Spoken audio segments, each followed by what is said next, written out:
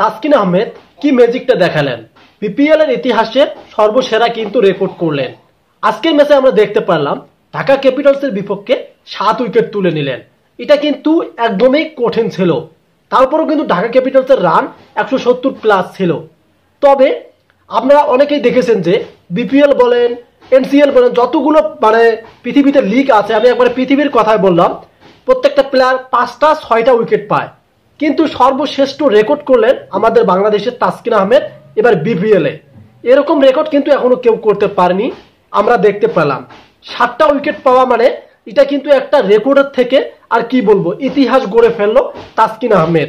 তবে এই তাসকিন প্লেয়ারটার একটু কপাল খারাপ, কেননা যে টিমের মধ্যেই যায় সেই টিমটাই কিন্তু তার হেরে যায়।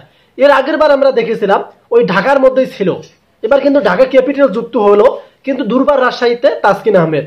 ঢাকার মধ্যে ছিল তাসকিন আহমেদ, শরীফুল ইসলাম ছিল, তারা ভালোই বোলিং আপ করেছিল, কিন্তু ঢাকা সবার আগে আউট হয়েছিল।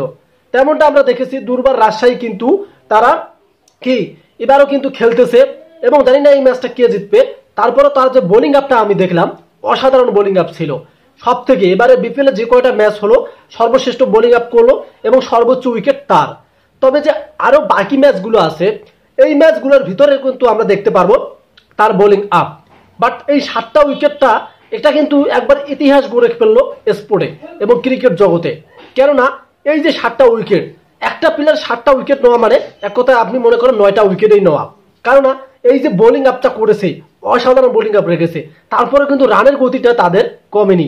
7টা উইকেট নিয়েছে, বাট তারা কিন্তু এক কথায় ঢাকা ক্যাপিটালস 70 রান কিন্তু পার করেছে, 174 রান করেছে। তবে আমার কাছে এটাই ভালো লাগলো যে তাসকিন আহমেদ যদি এভাবে বোলিং আপ করে এবং জাতীয় দলে বোলিং আপ করে, তাহলে কিন্তু তার ক্যারিয়ারটা আরো এগিয়ে যাবে এবং বাংলাদেশ ক্রিকেটটা আরো এগিয়ে যাবে। সেক্ষেত্রে আমরা এরকম প্লেয়ার চাই। আমরা আরো যে আমাদের বাংলাদেশের পেস ইউনিট আছে, মুস্তাফিজুর রহমান, শরীফুল ইসলাম, তানজিদ সাকিব, এরাও যেন তাসকিনের মতো কামব্যাক করে, যেমনটা তাসকিন আজকে কামব্যাক করলো। সো স্পোর্ট ভিডিও ভালো লাগলে অবশ্যই আমাদের পেজটিকে ফলো করে রাখবেন। ধন্যবাদ।